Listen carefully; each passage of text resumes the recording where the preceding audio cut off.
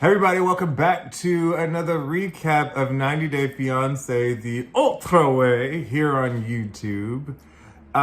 We are on episode 12. The glow soon becomes ashes.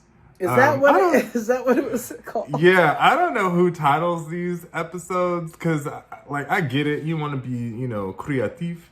However, I don't see how this applies. I'm like, that's long as hell. How they apply. Yeah. Let's start out with Debbie and Oussama. Oussama. Now, the way his parents say it sounds like the way she says it. So I'm like, oh, I get it. Let me tell you something. Nicolas Cage and what's that motherfucker's name? John Singleton stars in Face Off. Yeah. Two-Face. He is a piece of John Travolta, not John Singleton. What?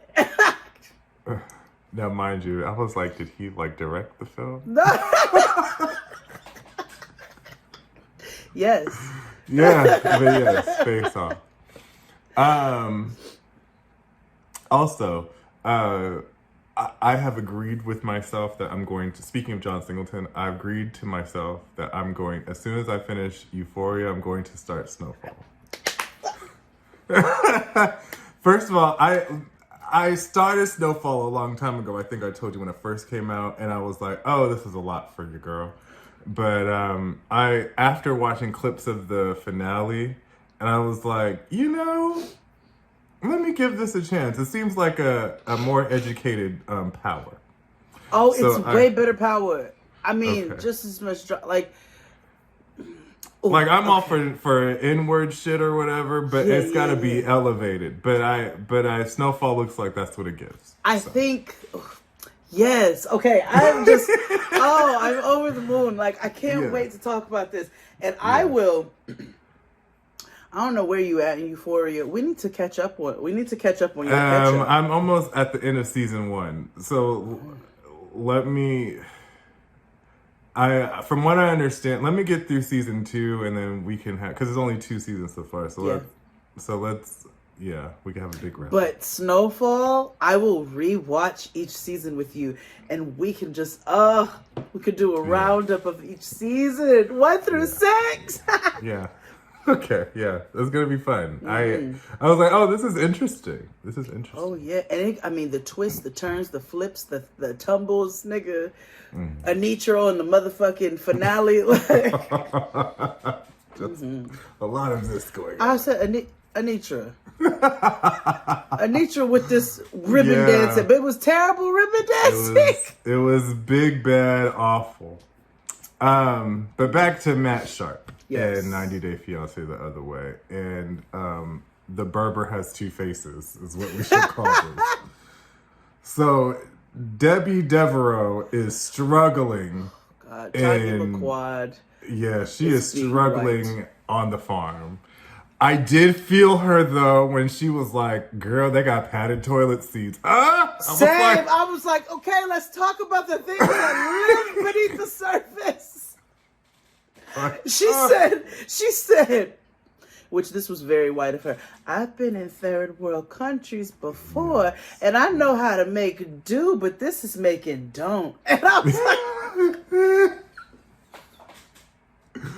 like, every time, I'm waiting for, when do we get to the TLC portion of the series? Because, there's always some, Jane Goodall type shit going on in every season. So I was like, wait, do we get to the discovery part?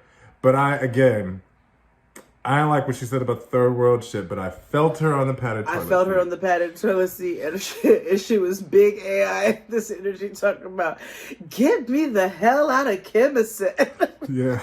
I laugh because my note says, Debbie is struggling. She needs a railing, honey.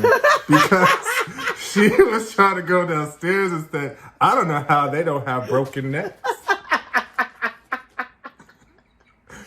Yo, she is mad funny to me. Right. Now, I agreed. I, too, need a railing. I'm not, young and spry. What? Hell, even when I was young. No. Hell, nigga, I smoke too much goddamn weed. My equilibrium don't equilibrium, nigga. I don't have time to be what?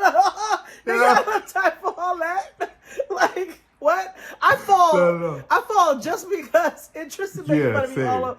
I mean, me all over the house. Just like, did you just? Same. And sometimes I slow old lady fall. You have to. Yeah. You have to. I got time for no broken hip and tiger bomb. Fuck out of here. We were in the restaurant supply one day, and I think we were leaving, and I tripped on something, and nigga, I fell and busted up my finger and my knee. And me and Santana were dying. She was like, that is the slowest fucking fall I've ever seen. I was like, I know, because I had to brace myself. I knew things could go far more left. Mm-hmm. It just is what it is. Listen, ain't trying to hurt yourself anymore, because you know what it's going to feel like. So you just have to brace. I know what I feel like when I don't fall. Like, I don't got time for that. Right. So she gets up and she has, tea with the family, right? Mm-hmm. And, they're like, having good morning pleasantries and ablutions and all of that. And so, they have an understanding that, his parents and family have an understanding that Oussama is supposed to, basically Debbie's supposed to be coming to pick up Oussama, and they're supposed to be flying to America to live their life. Child. Now, it seemed to me that, the family was banking on him to move to America, because Debbie was like, well, hold on. And mind you, the sister was there because, she knows English. And she's like, no, I moved my stuff here. I'm going to live here. And his sister was like, why? She's like, no. And then she tells Oussama and, what they speak? Arabic? What they speak? Moroccan. Let's go with that. They speak an Arabic language. Okay. I can say so that. she tells her brother in their language, nigga, we always talked about leaving here. So, like, what you doing? Yeah. You fucking up the plans. What you doing? You supposed to go get the visa so we can all get on up out of here. Exactly. Like in Blues Brothers. We're on a mission from God. Like, you fucking it up for everybody. So, and I thought that, and I'm glad that this happens later with Jen and Rishi, because I thought he was gonna like play her and not translate completely, but he does, and his father Osama is and her big for his britches. He ain't hiding that because yeah.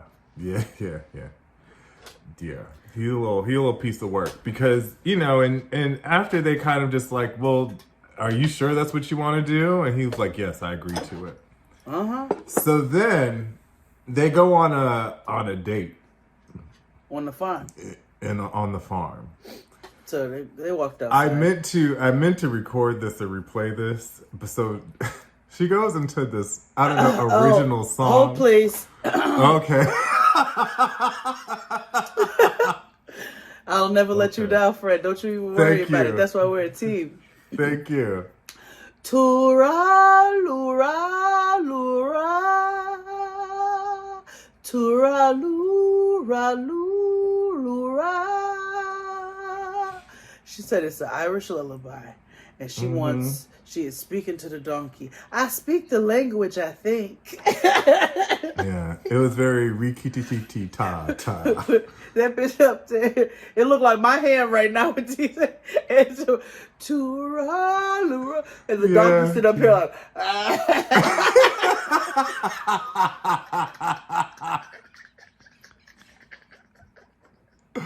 right. And so then she's like, I have to ride it. I have to ride the donkey. I have to go to ride donkey. But then, so she's singing to the donkey, then she gets on the donkey. And then the donkey is like, hold on, bitch, wait a minute. It's too much. Bitch. Right. You got too much dip on your chip. And then so Debbie screaming, I don't have a butt. I can't fall. She said, slow down, please. God didn't give me a butt. Yeah. I cackled. Oh, her quotables this fucking episode, because then I had to put her, because then after that she falls, she eats it, nigga, and then and I was like, oh, is she dead?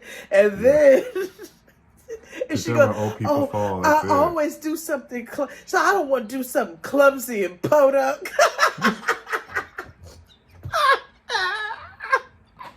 Yo, I get her, was laughing out loud watching this shit by myself. Yeah, she is a hoot. Oh, God. So then it changes. The tone changes extremely quickly. Baby. Like 180, right? So they are like on a date. They're having some real weird artsy date shit where they're going to like paint in the crops and shit. So while, you know, they're painting or whatever, you know, Debbie thinks this is a good time to bring up the fact that he got her fucked up. And when were you going to tell your parents that, you know, this isn't a thing that's going to happen and we're going to stay here? And he's like, please, Debbie, shut the fuck up. I'm painting. Yeah. We are doing art! He was like, it's creative time. And she's like, well, we can talk. He goes, I do not have two minds. Yeah. And then he calls her out her name. Child. He was like, are you stupid? Are you like, is you dumb? Like on some Ice Spice shit. We like, ain't never seen this side of Oussama. Yeah, like he was just like, why do you keep asking me all this stuff? Like, it's pressure, okay. And I'm sorry. I was watching it. I said, Oussama, that's not how you speak to the messiahs of your heart. Yeah, like not at all. Like you tried the fuck out of that. And I was taken aback too at the same time as Debbie, because Debbie couldn't do nothing but just look at him like, nigga, what the fuck who did the you fuck just you talking to? Like, who are you? It was weird. Like his face changed, and she said, "You ain't got two minds, but you got two faces, nigga. I don't like it." His eyes got more cocked than they usually are. It oh was my god! just... Wait, friend. I said, hold on. He's getting irritated and yelling at her while he looks at the distance. Because he was like, "I'm not talking about it anymore." Yeah, he had one eye on her and one eye on the prize. Child, it was one eye on her, one eye. I was still having a conversation with his daddy. Mm-hmm. Looking at the donkey, make sure it's all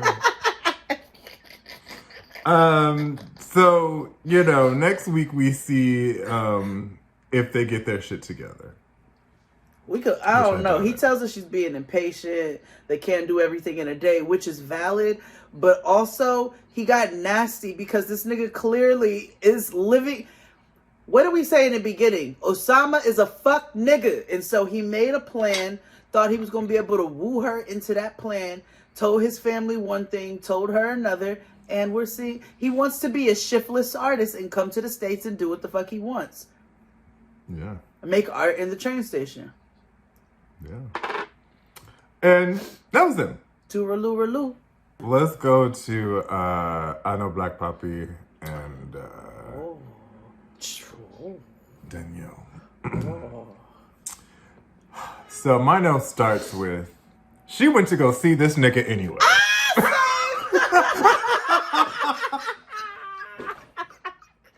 I was like, damn, she put in ass press. Not you, bro. Yeah. Because they give us a real quick flashback, real quick, on her telling Yohan the plans. Oh, me and Talon going on a boat. Talon, whatever the fuck this nigga's name is. Caduce.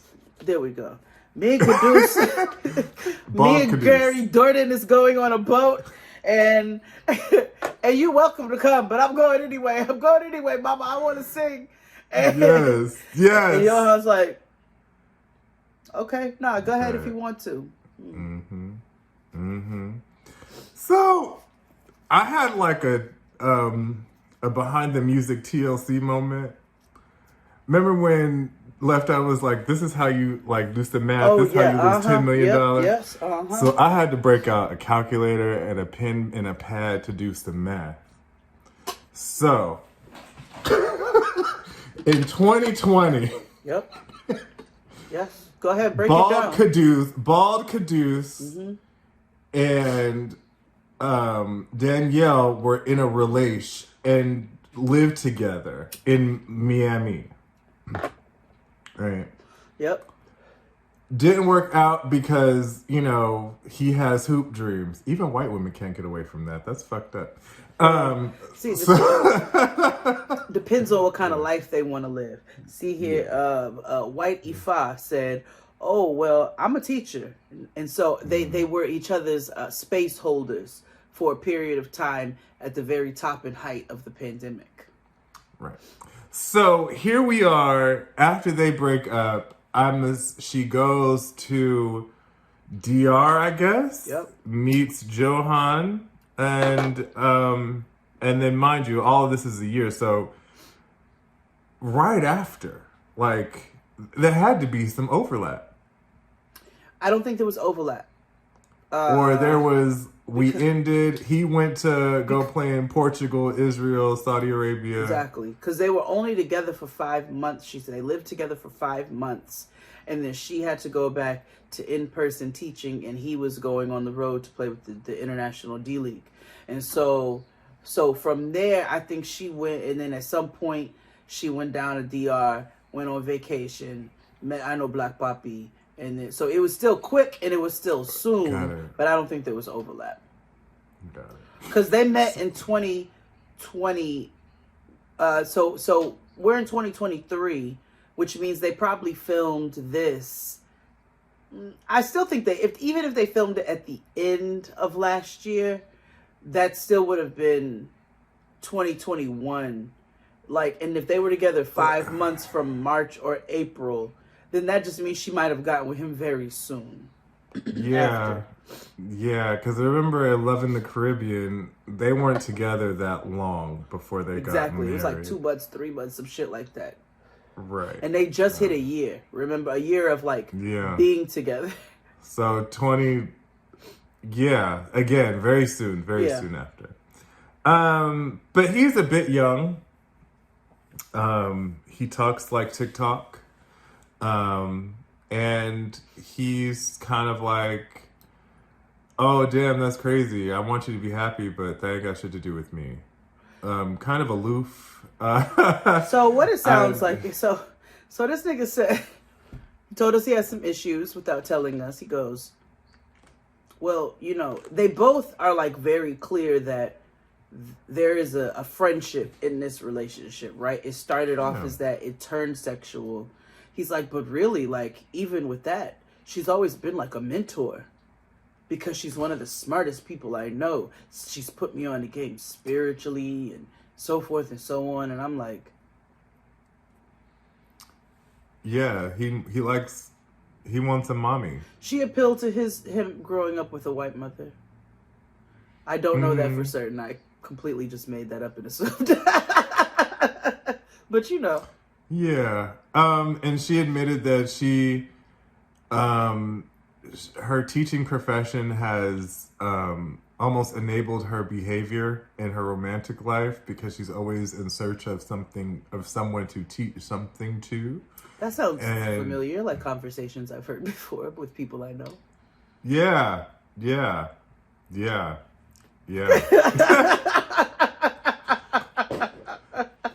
know, it is what it is, friend. You know, some people are just meant to be mentors. Some people are just meant to do that. That is their calling, purpose, lot in life.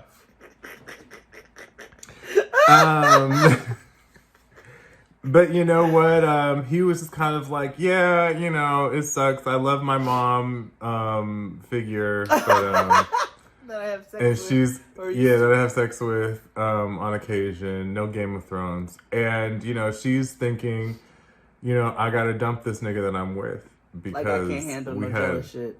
Yeah, we had mild inconvenience, and so because I'm mildly inconvenienced, because I chose not to be honest with my husband and lied through omission, now I'm reconsidering my whole entire life plan.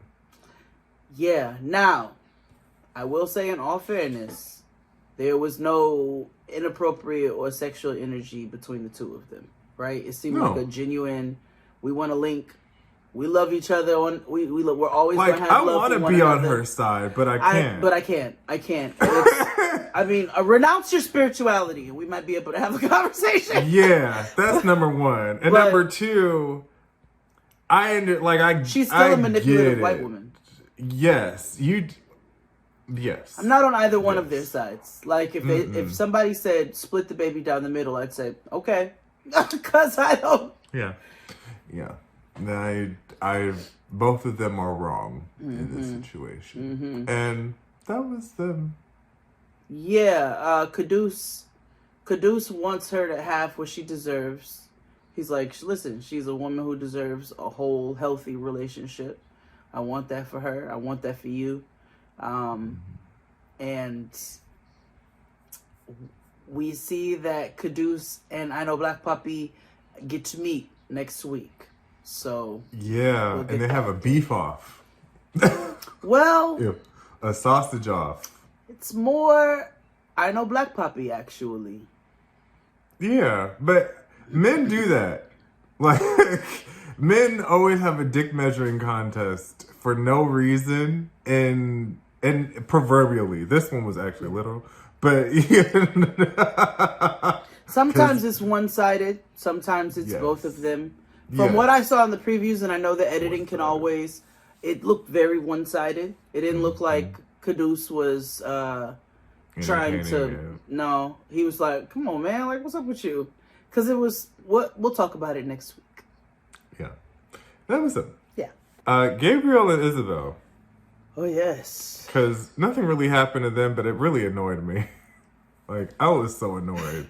And I know next week I'm going to be even further annoyed. And you probably will have to fill this in, because I was like, I don't remember his sister being this annoying or abrasive. She's protective. Sometimes too much so. And seems to be quite opinionated. I don't dislike her, but I'm like, ooh, mama, you need an alignment because you are not in your lane. Yeah, my note about her says she's super critical but cautious. And, like, I get the protection part, but I also... this is something I had to learn, like, through counseling, like, being a counselor and stuff like that, and allowing people to have dignity of risk and stuff like that. Like, let that nigga fail if he chooses to. You know? Yes. I feel like, you know, people need to experience life, and they won't be able to grow and get to the place where you think they need to be if they don't bump their head a couple times. Right. Yes. So he meets up with his mom and his sister for drinks. He's been in Miami for 2 weeks, trying to get his birth certificate and stuff together and all of that. So he has been vague with his family for his reason in coming back, but he finally tells them, well, this is why I'm here, because I proposed to Isabel, and we are getting married in 2 weeks. Sorry, my allergies acting up. His mom and his sister are both hurt because, as we learned, as we learned earlier on, they are all a very close-knit family, and I'm sure there's also an extra layer of overprotectiveness, because of Gabe's trans experience, right? You know, they're fiercely protective of him because of everything that he's had to deal with, where they live, with the world, with society, so forth and so on. So they feel bad, actually, that he was not honest with them and didn't tell them and include them from the jump. But they seem to be relatively supportive, right? They're not coming out together like, you need to. It's just like, damn, that hurts. You know, but we're happy for you, but it hurts, and it's always been us. And then they ask him about getting a prenup, because they were like, you've established yourself business-wise. And now this is where I did laugh. His sister had a confessional. And she's like, listen, I know I sound like a bitch, but my brother has always been with different women of the same coin. All different sides of the same coin. They've been pretty, they've been jealous, and they've been stupid. And I can't tell you what I hollered. I'm sorry, I laughed. Yeah. Oh no, I laughed and I was like, oh, he got a type. I was like, well, 2 out of 3 there. Yeah. Because Isabel's not stupid, but she's pretty and she is jealous. She's jealous. Yes. I was like Auntie Seema said, you got to get at least 60% out of, And the problem that I am foreseeing, because now his sister's like, oh shit, well, oh, she's a bitch? All right, we either going to fiercely get along or fiercely not like each other. And my issue is sometimes that jealousy can roll over into projecting into relationships that it shouldn't, such as with a mother and or sister. And also overprotectiveness can also roll over into a relationship in a way that it shouldn't, such as with a spouse or partner. Because it is going to be very interesting. And we did see a preview for next week. Yeah, we're going to see what happens. He does tell them that he told the family he's trans, and, they accept him and they responded positively. So this could go many ways. Yeah, I think this is some shit that they're milking too. Like, fourth wall breaking. I think that ain't nothing really wrong with her, for real, his sister. I just feel like she needed to be the heel. She needed to be the villain in the situation. Yeah. And because they're going to get married and they're going to have, I'm sure little Miguel is going to be in the wedding along with Sada. And it's going to be a great, great thing. It's going to be wonderful. Yeah, it's going to be a great Encanto time. Yeah. But that was them. Mm-hmm. I would like to end with Kris and Jeymi. I had the same idea. Mm-hmm. So let's move on to AI and girls.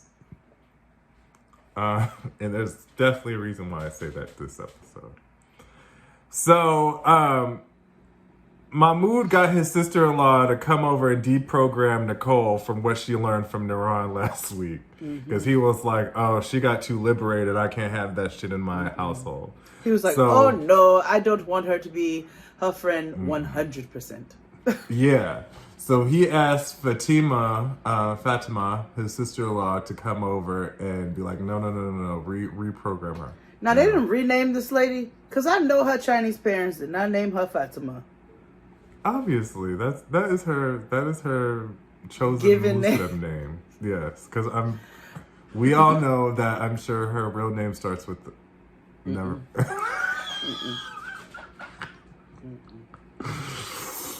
Anywho, Nicole says to us that she's not gonna be friends with Naran anymore because although she like her, she does agree that Naran attacked her nigga. Which I will say she did not attack him. No. She was just not here for the bullshit. She held them feet to the fire. And neither one of them minced any emotions or words, so she was just matching the energy. But Nicole's a bitch. Nicole's just white, and and white women specifically have an idea of what aggression or being attacked looks like, and it's anything that's direct. Yeah, and holds them accountable. It's all the I'm being attacked. It's aggressive. Yeah, so I was just like, I think you're really ridiculous for not being friends with her, but I can see how if actually, no, I don't. Because here's my problem, right? She already had it in her mind. Spoiler alert, she's moving. So if you had it in your head that you're going to move or whatever, back to the States, then who gives a fuck about what he thinks and who you're friends with? Because it don't even matter because you plan on moving back to West Hollywood.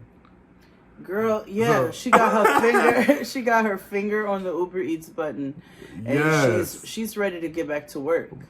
Yeah, exactly. Back to out of the closet. You know what I mean? Beacon's closet. You know that's where she worked. Buffalo Exchange. Plato's closet. Yeah, all of them. So like, her and Fatima go grocery shopping. On the street, vendors. Fatima is Baby, they go to the real farmers market. yeah. Because no, I laugh because Nicole's like, well, I go to the farmers market back home, which is the farmers market I go they to. Sell bottle pressed juices, nigga. Like, I'm going there today. You're right. Because I need to go get yourself a fabulous blood orange and pomegranate blend. Meanwhile, it's live chickens in this bitch. Okay. And I was like, didn't she grow up on a farm, like, in Idaho somewhere? Like, shouldn't she know what this gives? It whatever. It still didn't match this energy. It didn't. So... And she was glitching, because it was too much going on for her. Yeah, exactly. Server busy. Wait, Rihanna and that fucking... Exactly. So, now after they go shopping, her and Fatima have a little chit chat, and she tells us that she reapplied for the visa for him to go to America, and she's planning on going back to America because she's sick of Egypt, but she wants him to come with her. No. But she's unsure that he'll move. And Fatima was like, girl, you doing all this talking to me or whatever. You need to talk to him. So, next scene, Mahmoud gets an idea to take her to get a cat. Because cats are her thing. Not only does she look like one, but it's also something that provides her comfort. You know, animal lover, all that. Yes, and also it is his desperate attempts because he knows in his gut of guts that she does not want to be here. Yeah. That's why he was like, okay, you pick one now and take it home today. And she was like, we gotta talk. Desperate attempt. Yeah, let's get a cat. Can I speak to you in the kitchen for a minute? That kind of thing. Yeah. So they go in the back of the pound, of the kitty pound, and she's like, hey, so I'm leaving. Over this.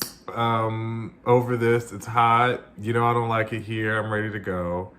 And he's hurt. You know, you can see, you know, all the life leaving his little face and body. Okay. And he's like, but you told me that we were going to work on this. And he's not really fighting back because he like knows her mind is made up. It's also hot and he just feels defeated. Yeah. It's been nonstop. Like, I can imagine this has to be draining as fuck. So she's like, well, I don't want to leave you. Like, I just want you to come with me. Right. I want to set up shop, wait for your visa because his visa hasn't been approved. So I want to set up shop, wait for your visa to be approved, and then when you are, everything will be ready for you to come over and us to continue our lives just elsewhere. Right. And he's like, I don't want to live he's like, I don't hate America. I'm apprehensive about America because of how they view different people. Yeah. He's like, I don't know America. Yeah, and a part of me was like, I get that 100%. And the other part of me was like, girl, they go eat your ass up at WeHo. Let me tell you, them gays are going to maul and attack because he's pretty and petite. He is both of those things. Yes, so I think, and also, even with the women folk, he'll fit right in. Like, yeah, he'll be alright. He'll be alright. He'll be fine. Like, I don't know what he does for work, but he does fashion. He's I think he's a seamstress. Oh, he'll tailor. Be fine. Oh, he'll be fine. Yeah, he'll be fine. Like he's fine. He does fashion. The two of them could open up a fashion house and exactly. They are partnering in the wrong way. Yes, they need to be business partners, greater girlfriends, not brunch in partners, a relationship. You know what I'm saying? Yes, Mimosas. yes. Jade and XD, like yes, that's exactly what it needs to be. They don't need to be in a romantic dynamic. No, that's strange. But that was him. Yeah, I think you might consider coming, but we'll see. We'll see. Oh, Walter Mercado. Walter Mercado and Rishi. And Rishi and her home haters. Who were less hatery this episode. No, they weren't. They were pure evil. Especially the one with the ring, with the face. They trying to set her up. Yeah. Oh my gosh, evil. So they back at brunch, right? Like we left them last time, and Walter Mercado got up from the table, and so she's really hung up on this arranged marriage thing. She wants timelines, dates, how many bitches have been scheduled, this, that, and the third. In reality, girl, it really doesn't matter because, like I don't want to be on his side because it is fucked up. But I'm also like, he's with you. Like, you know what I mean? Like, I don't, like, I just can't imagine, I just can't imagine doing all of this. Especially when you could be persecuted by doing this type of stuff, like what we saw with Samit and Jenny when they had fucking Indian Tony Soprano come to his house and was like, "Bitch, are you Jenny?" Like took him away and shit. Like, you know what I mean?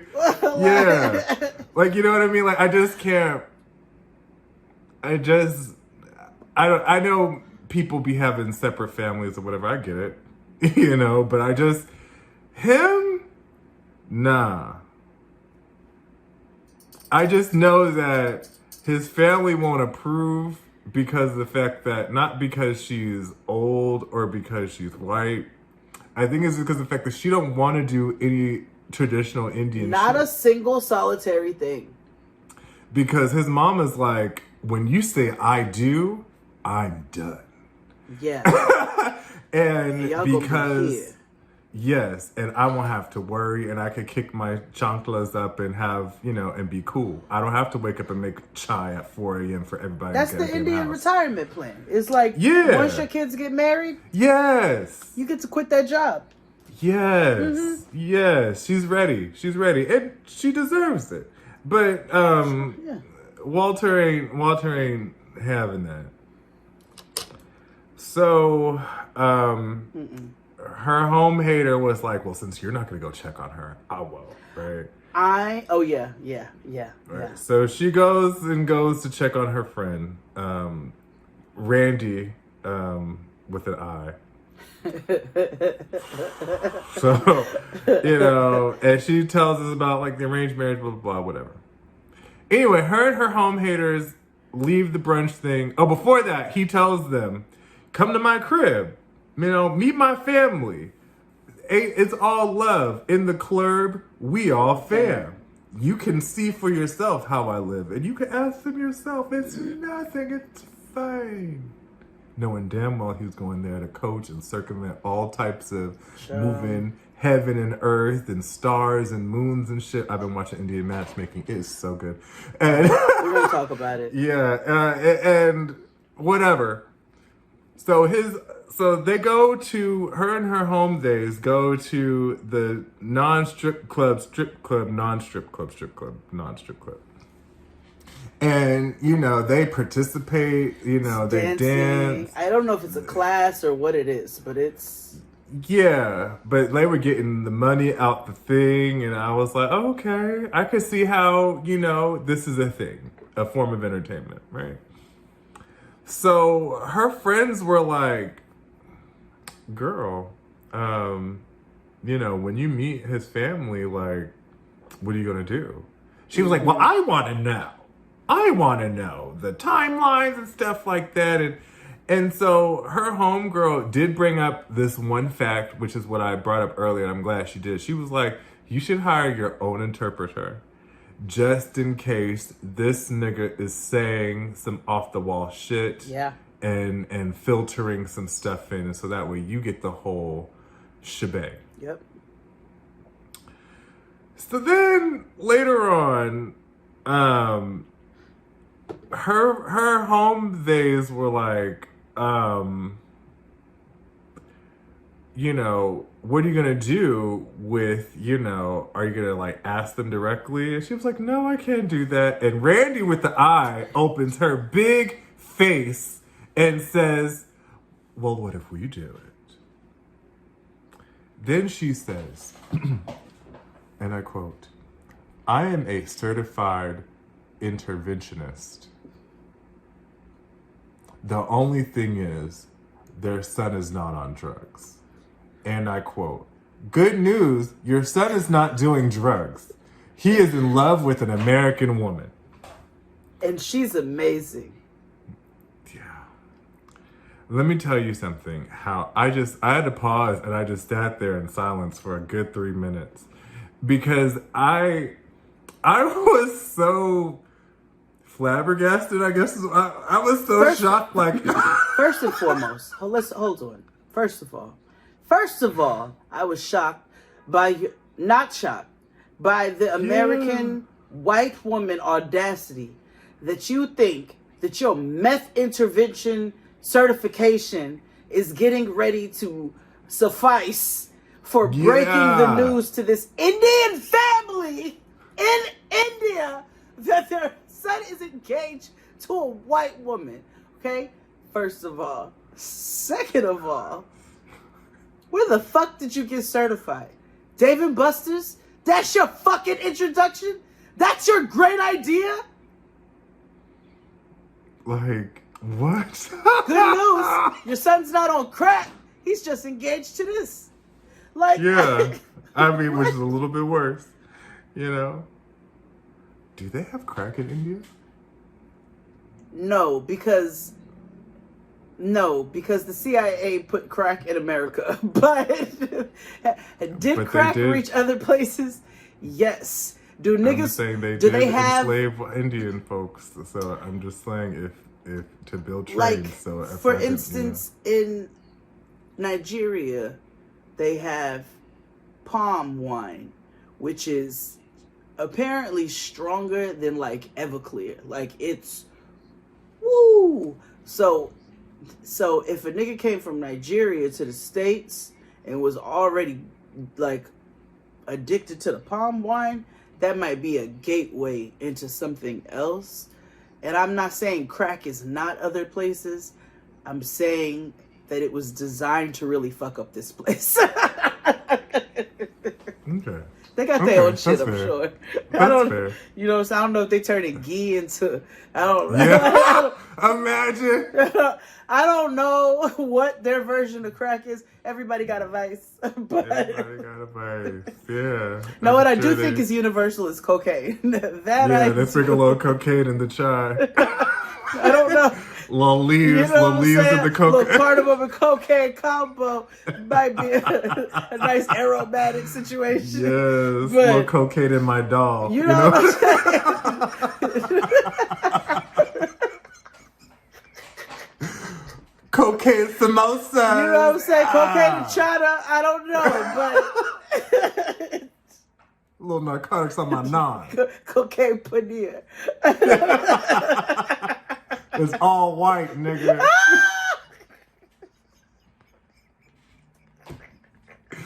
I'm having Indian food for lunch. That's it. Yeah, dinner time is happening. They're getting ready to go to this this kick it thing with his family, right? They're picking out outfits from Chico's and trying to figure out which is the best.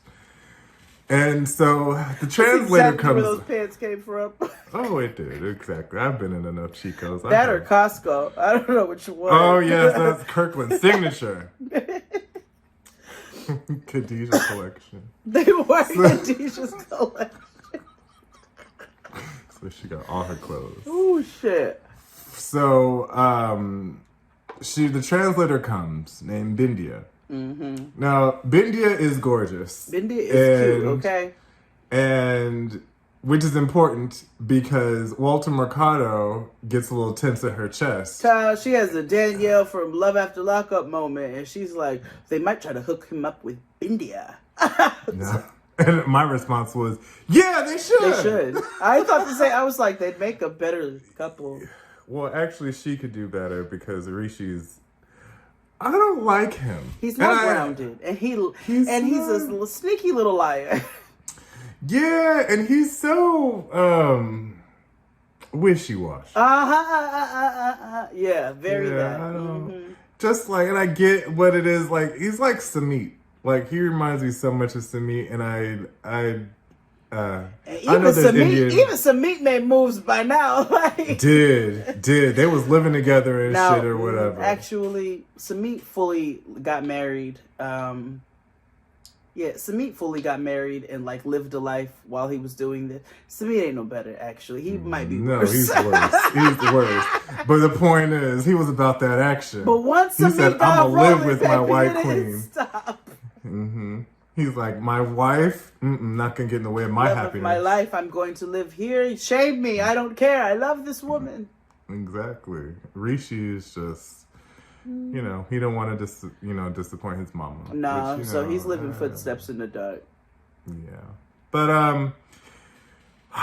so Bindia comes up here and she's like, all right, so let me ask you a couple questions. So what the fuck is going on here? Am I supposed to... Give me the story in 140. So they tell her, and she goes off camera, and she was like, so let me, I met her, and she was cool, and I was excited to take this job, because she was going to pay me. Because I laughed when she said pay me. But she was like, now that I know the full scope, I'm nervous. And my note says, nah, they finna set this translator up for failure. Baby. Because they're putting her right in the middle of war. All that vitriol is going to come right to Bindia. And because, they're probably going to be like, Especially because Danielle and her cronies all were like, and we don't want nobody who's getting ready to be an interpreter. We want a translator. So it needs to be word for motherfucking word. And I was like... Yeah. And the Sanderson sisters are doing way too much being like inserting themselves into some shit that Jen paid for. You know what I mean? True. This is a very, very poor episode of Sex and the City. It really is. And the next episode, Randy with an I oversteps her boundaries again. Yep. And tells this Indian family that, these folks are supposed to be engaged. And they're not, and the okie doke is, all of this planning they're not telling Rishi. So Rishi think he just going to introduce them to the family, and they got a whole op They're about going to drop on. They're about to drop a pipe bomb. Yeah. He not ready. Grenade in the middle of his mother's living room without his knowledge. Not saying that he deserves any grace. Again, another situation where I'm not on anybody's side. I just want to see how this shit turns out. I just want to see what the end gonna be. Yeah. And it was him. Yeah. Don't you say it. Well, what do you think I'm gonna say? I'm not saying it. Huh? What do you think I'm gonna say? Huh? No. Well, you can call them a house is not a home, though. Yeah, I'm just gonna call them by their names because there's no HLA happening. It's got it. Yeah, I mean it's not happening. It's Kris and Jeymi. I am very disappointed in both of them. Yeah, because it's two different stories happening here, and we need to see where the middle is. Before I tell you, I need to tell you this before we go on because it's going to change how you feel. Jeymi got a law degree.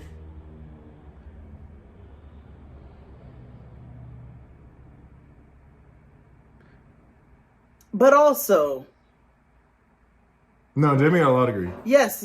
Like it's and it wasn't. It's not how like they, you go to high school and then you go to university. No, she went through multi years of schooling to get that. And yes, she brings up a point though that I didn't think about in all of this, but that is a very interesting. That's very interesting. Because it changed my perception of her. Because at first it was like, now Jeymi, and then it turned into now Jeymi. Work, but no, Jeymi, you about to lose your house.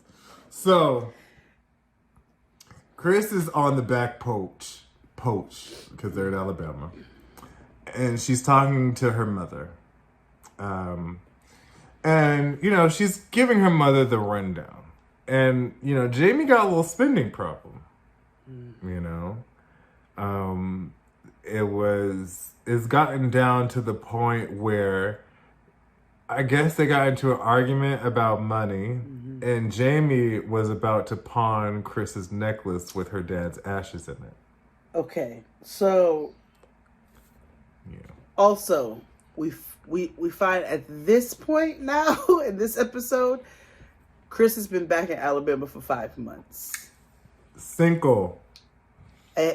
Just a month shy of a half of a year.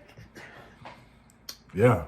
With the original reason going to be to smooth some things out with the bank and get her narcolepsy medication has turned into a half of a year. Because at this rate, you gotten 2 rounds of your medication because they refill that shit every 90 days. We all got, you know what I mean?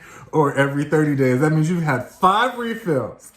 So, and we know she's back there working. Now, she tells her mother, I send Jeymi money for the rent, for the bills. I recently sent her a G. And she called me yelling at me because it didn't cover all of the bills or her gym membership. And I was like, oh, now Jeymi. When she said that Jeymi was about to pawn the necklace with her daddy's ashes, I was like, Jeymi, girl. And her mother's real nonchalant, but like direct. She's like, well, I did laugh when she was like, I don't know how a marriage between 2 drama queens is going to work. I checked because I was like, yeah, that's true. And then she was like, well, it sounds like you become a sugar mama. So what you going to do with that? Yeah. I don't love it, but this is your decision. Like, she's like. And I tend to agree that she's a sugar mama right now. Yeah. And Kris is saying she needs to see some action before anything's going to work between the two of them. Meanwhile, back in Colombia, Jeymi is having lunch, a lady of leisure lunch with her homeboy. Liquid lunch. Yes, but it is also a lunch in the middle of a work day. And so yes. She tells her homeboy, so Jeymi has a lot of pride because her friends know her to be this a lawyer, charismatic, very capable, credentialed, degreed person, and she's in a state of like not doing it. So she's actually kept from them that Kris has been gone for the last 5 months. So her homeboy's like, I didn't know you were going through all this. Now, Jeymi tells us that, and tells her homeboy that she is an immigrant in Colombia. Because she is from Venezuela, and I guess for political reasons or what have you, a lot of Colombians don't want to work with Venezuelans. That is where I'm like, okay, yes, she is credentialed. And I do wonder, though, think about people who come here from other countries where our audacious, raggedy-ass system is like, you're not good enough to practice what you were practicing over here. And then make them start all the way over. I don't know if it's that strict, but I could understand if there's limitations. Howsoever, Jeymi had a job before they got together. And so you have the ability to find one. Yeah, like I'm on your side in this idea of like this political type of beef between Colombia and Venezuela. I don't understand it, and it's not meant for me to understand. But you know, shout out to whoever has to go through that, and I hope it gets rectified. Now, like you said, she was working, because what was she doing before Jeymi? Before Kris? What? Working. Now. It says that Kris told her to quit her job to work on the business full time, which was a Venezuelan American soul food fusion food truck. Ooh, that was a word salad. Yeah, they was about to have like empanadilla in collard green, Hoppin' John, spring roast.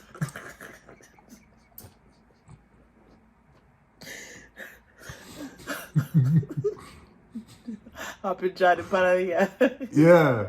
Yeah.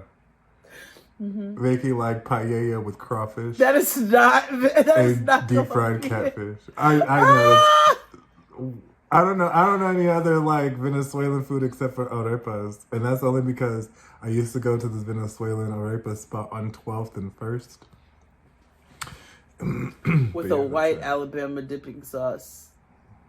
Oh yeah, that white barbecue sauce from the Carolinas. Yeah, people know it's from Alabama. And that's where it's from? It's good on chicken, Jade. And I'm like, I'm sure it is. But yeah, yeah. I don't know about dipping your arepas in it, but these bitches said they was coming up with a fusion, and I'm fascinated to see.